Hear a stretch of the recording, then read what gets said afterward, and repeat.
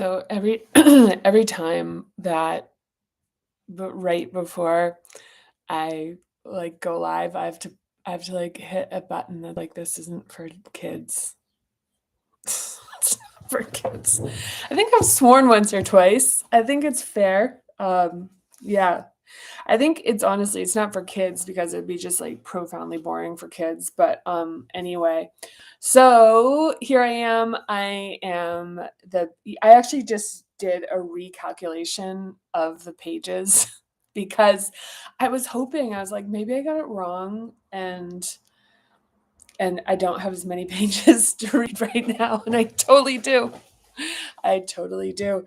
And one of the things I'll say is that I have like it's I've really consciously spent this time, and I'm really hoping that June can be like kind of laid back, but there's just this like barometric pressure front coming in of just all of the next wave of work that is going to be like need to be done with Parinama method, and it's really welcome. I'm really eager for it. And it's like that feeling. And it's interesting because it's like, even as somebody who like doesn't really, who really, like, I really like working on things, even as that, it's an interesting thing to feel like there's this natural like tension that rises before before a project needs to be done. And I mean this even as far as building like revenue organizations and companies, writing a book, like creation of anything that is like catapulting one through like what they currently are to become whatever comes next is like it's molting. You're kind of like breaking out of, and so there's like this impending kind of like itchy tension. um and I think one of the things, and this is addressed early in the book, is about how it's like when we have a really conflicting social, I don't know, like socially sanctioned messages about like how are you going to make it to the, like achieve your dreams or whatever, um, that it's kind of like follow your bliss, right? And which is like I'm even recently talking about it, which is like really allowing that divining rod of your inner knowing to point you in the right direction. But the point of it is like it doesn't always feel good. Like this tension doesn't feel good. I've had some of like I call it the barometric pressure, which is like you can feel like this, like it's on like a storm front coming in. Um, and for this project, I've built stuff. I mean, I've built some pretty decent stuff as far as from a business standpoint. Um, but this is I've never experienced like the intensity. Like this is the worst, like the worst. I'll call it exactly what it is. It's the hardest. It's like the feeling is just so I don't know. It's like it's really like there's some type of transformation that's kind of like waiting to like it kind of like burst forward. And however, from like the vessel for it or whatever, it's like ugh. So it's like the follow your bliss, trying to like connect it to this feeling. It just goes back to, I made like one of the first videos I made was about this, which is the kind of like everything, follow your bliss versus like everything that you need is like outside of your comfort zone, or like, the life that you want and all that kind of stuff. And that really what the divining rod, like that kind of North Star, like magnetism is it's a feeling of the thing that gives like kind of creates a sense of like being energizing and even scary. So people talk about being like, I'm kind of scared of it. And it's like, that's the thing. It's like activating and it's positive, and there's a sense of optimism like for the challenge. It's not it's funny. I listened to on audio tape the Matthew McConaughey Green Lights, which I'd been is not really like exactly the kind of thing I typically migrate towards, but just as far as even following that kind of divining rod and being like, yeah, there's something interesting to me about that. There was it's beyond this, but there was one, because he does like bumper stickers. This is like one of his things, and also it's like the performance is extraordinary. Like as a performer, I mean, it's like listening to is so aspirational. It's just like a divine gift, his ability to be like absolutely like magnetically entertaining, and how he like I don't know. I mean, yeah. But okay. But the thing he says is that he's like, there's this kind of adventure he has, and he wrestles this guy in the jungles of Africa, and and wins. Whatever. The point, like he's talking with his guide afterwards, and he's like, "Did I win?" And the guide said, "Yeah, it's not win or lose. It's like, did you accept the challenge?" I was like, "Oh, it's so good." At the time, I was like, I don't even know where to put that, but it's like very relevant to like how personally I feel right now. I imagine you do too. I mean, honestly, I think this is very universal. I happen to be kind of like in the jaws of it right now, but I think there's just a lot of um there's just so much craving in our souls and our hearts and our beings to like to fulfill ourselves, to like kind of get into the sort of like slipstream, the jet stream of like what is like really natural to us. And I think there's a lot of conflict about like even the point of entry. And this is what I'm talking about with this, as far as the point of entry, about being confused about what it means. Does it mean you're supposed to enter a flow state and for the rest of your life nothing's going to be difficult? Or does it mean that everything is like, like outside your comfort zone and it's challenging, it's difficult? And it's a complementary opposite. It's a dichotomy where it's kind of both things at the same time. And the thing is, like, you're experiencing this kind of magnetic pull, um well, also this molting feeling of like pushing, it's like kind of growing out of your skin, and but like if you're tuned into it, and this is why in Parinoma method we're going from the bottom up, because if we do not clear out these reflexes, and these notions about safety, about feelings and the intensity of feelings, about our sense of self and power, and how much we should occupy, and like the functional need to belong and connect versus a craving for it that's destabilizing, then really being able to access that slipstream feeling, it's going to be really hard to hear, to sense it through the noise of like guilt, shame, doubts. Like, it shouldn't be easy, like whatever these beliefs are. It's like, should be hard, everything worth achieving is hard work. And then it's like, yeah, but when it's the right thing, it's supposed to just be in the flow state. So all of these really, like, there's just a lot of advice and guidance that's polarized. And the fact of the matter is it's sort of it's like a unified pull of like a of kind of everything at once. It's like a both and, like nuance, duality, all this kind of stuff. Um, and the way that we access it is by being able to reconnect and trust ourselves. And this is like, and the thing is, we can't trust ourselves if we keep demeaning ourselves. If we keep like being like, like, oh, why did you say that? Why did you like that kind of internalized voice is like, it's really confusing as far as like being like as in blocking, because it keeps like kind of bumping us out of alignment.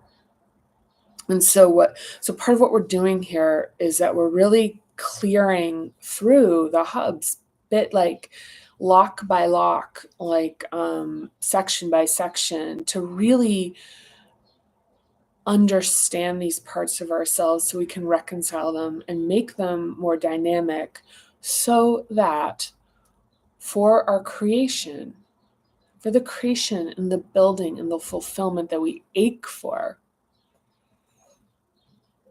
but we feel confused about, like, how do you start this, because it's like it doesn't feel good, it's scaring me. It's like, so is it scaring me because there's like aspects of reality of physical safety I need to be considering, or is it scaring me for a psychological reason that is kind of like like shadows on Plato's cave wall kind of thing? And so this is about being able to create a connection to that, like, divining rod.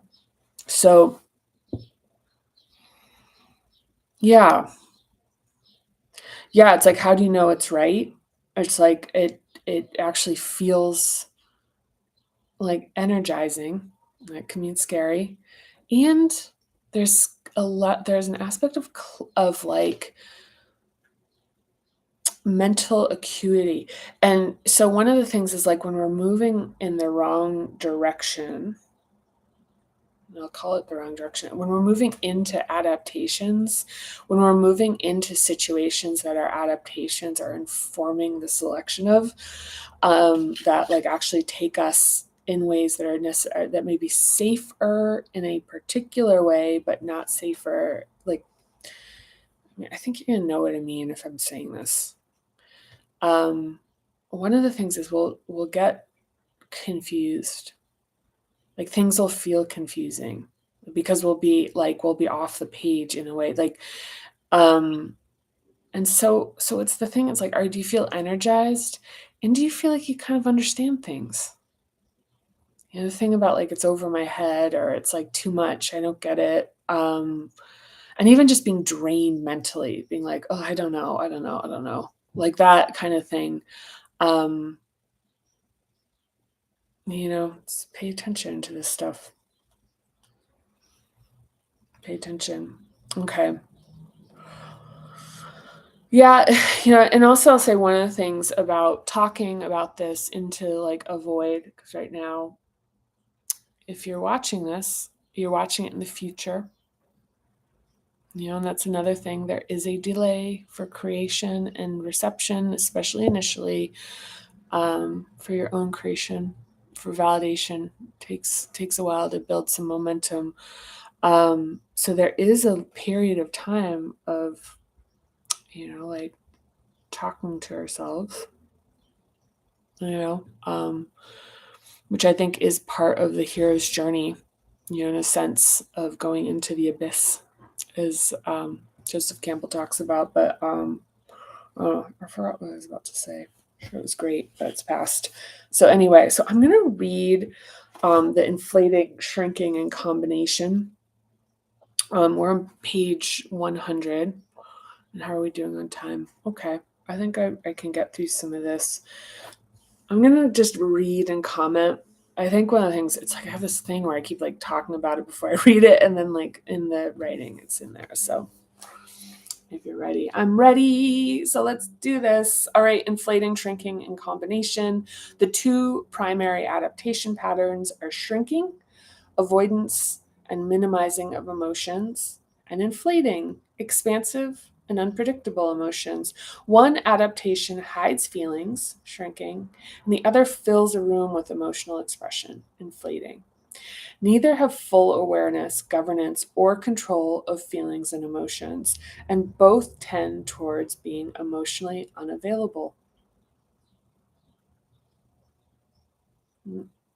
A rule of thumb for determining a second hub adaptation is to ask yourself if, when overwhelmed with emotion, are you more likely to want to be alone, shrinking, or do you want to be around people, inflating? Also, keep in mind that it's perfectly natural to relate to some of both, but there's likely a primary behavior pattern. So inflating. The inflating response is expansive and finds comfort in getting attention. In school, it can be the child who tries to get the class to feel the way it does, for example, the class clown or the rebel disrupting class. On one end of the spectrum, the second hub inflating child can feel betrayed when others don't take on the intensity of its feelings. This child is often waiting impatiently for parents and others to take responsibility for the disappointments in their experiences, and waiting for an apology can become a fixation carried into adulthood. On the other end of the spectrum, the shrinking adaptation tends to overemphasize their personal responsibility, while the inflating adaptation blames others and can resist and feel overwhelmed by accountability. The shrinking adaptation is more likely to criticize and blame itself. The inflating response is the so-called difficult child, who often expresses what the shrinking child can only dream of saying. As children, usually they're outwardly rebellious and at times shocking, with near constant button pushing of one or both parents. They wonder why the parents will not solve everything, and they may have difficulty knowing how to control their temper and emotions.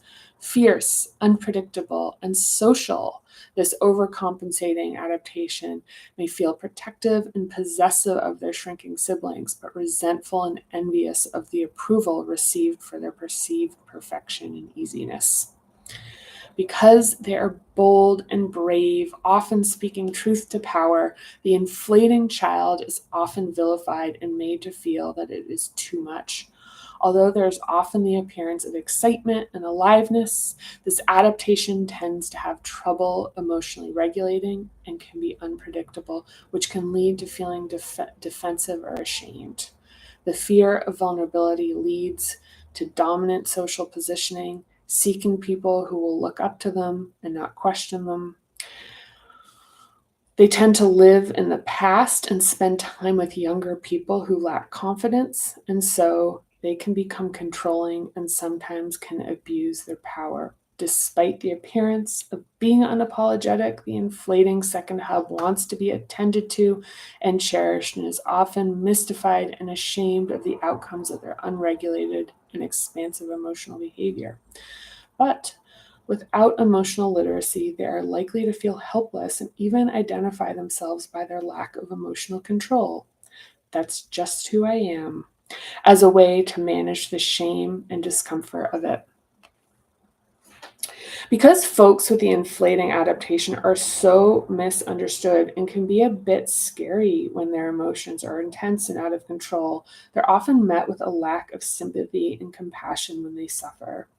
Combined with relatively weak connections and volatility, they can despair at their lack of real friends, but forget the craving for authentic bonds as soon as an adoring crowd surrounds them again.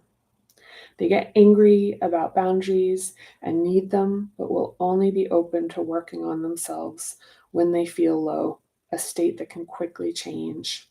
The truth is that someone who has a robust second hub inflating adaptation is less likely to read any self-improvement book, including this one, unless they're facing a crisis. So inflating behaviors. And the reason for that has to do with kind of like the internal versus external locus of control, which is that, in the inflating, there's a lot of expectations, especially that parents are like responsible for solving their problems.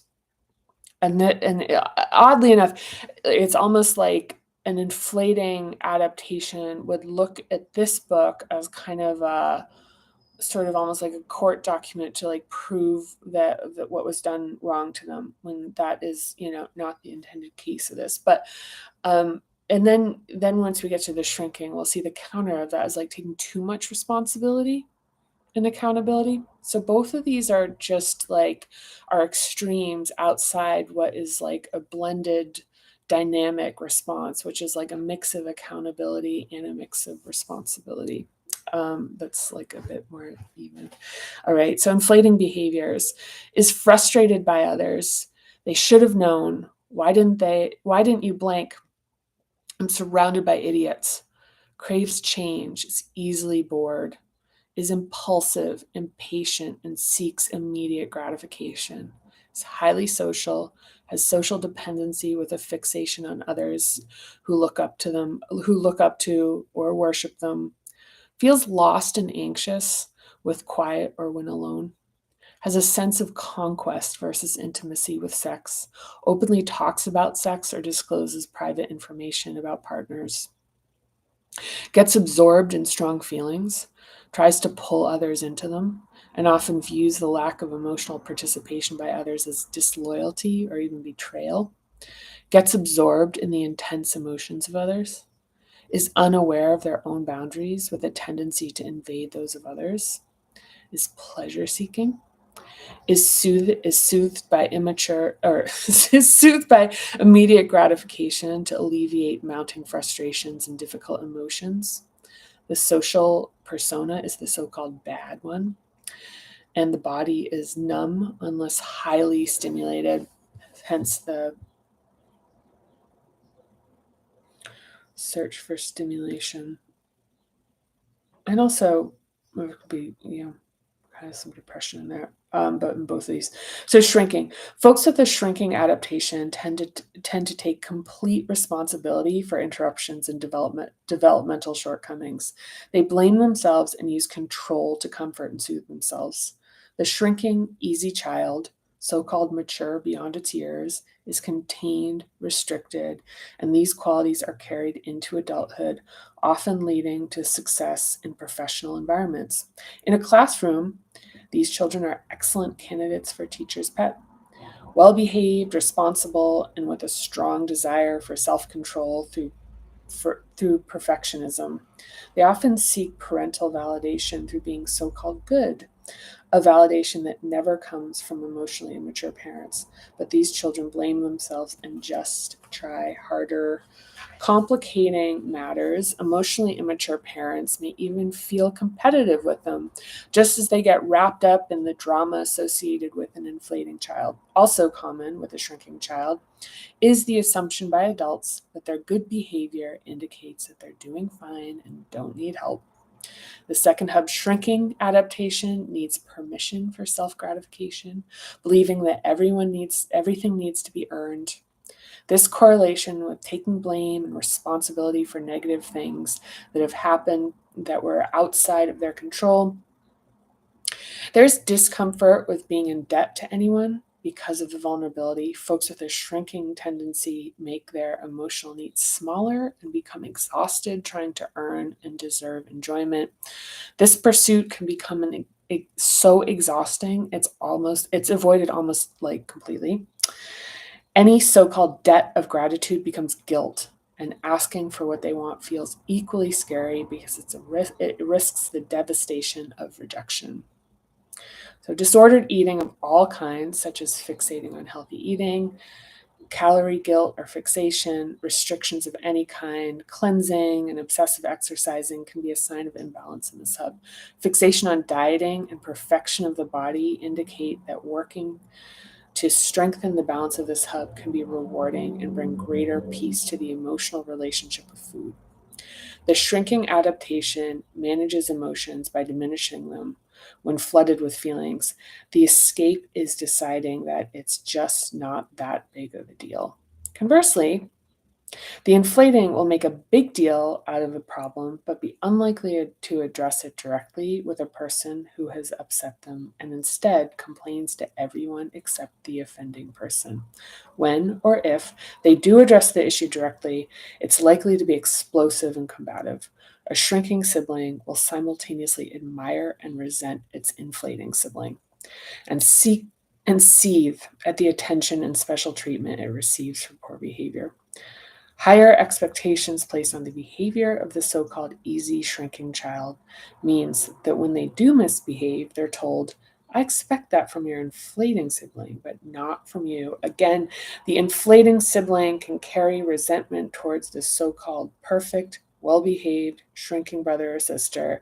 These are naturally occurring dynamics between siblings that get brokered by attentive parents, but when parents lack maturity, complexity, and intensity are added to an already fraught connection. So shrinking behaviors. Do I have a water here? I do not. All right. Use a defensive strategy, are low maintenance, are uncomfortable with change, soothes by controlling, have unrealistic levels of responsibility and accountability, take the blame, blame themselves. I'm the only person I can trust to do this. I must solve everything. Get upset when others don't have the same intense level of responsibility. Great, now I have to take care of this. Use food for control, such as with disordered restrictive eating and obsessive with health. Control and delay gratification, good for careers. Bad, but can be bad for happiness. Prefer to be in small groups or one-on-one situations. Alone time energizes and feels safe. Can have difficulty staying in the moment during sex. Often uses alcohol or watches the clock. Doesn't mind celibacy. Have numb or diminished sense of importance of emotions. Have low tolerance for others' neediness and emotional behavior, and move to find a solution before emotions are expressed. Have guilt for their emotions, see them as burden, and apologizes when expressing them. Have boundaries with big walls around inner self, but lacks full awareness of these boundaries. Feels overwhelmed by people invading their boundary while not fully understanding what's happening. Have social personas as the so-called good one, and have numb bodies with lowered ability to sense needs. All right, and there you have it. Next time we'll talk about combination. I think the thing about the adaptations in the second hub is that they tend to feel relatable, but especially with siblings, there tends to be kind of like a mixture where you have one sibling is one of the like other like kind of like there's kind of a mix of that, but yeah, there's a lot in there. And I need a drink of water, so I'm gonna go do that. Anyway, thank you so much for coming along. I know these are coming pretty fast and furious. They used to be like just a couple, every now and then. But but yeah, and again, thank you so much for any interaction with these, and just watching means a lot. And just looking forward to continuing the journey. Thank you so much, and I'll see you soon. Bye for now.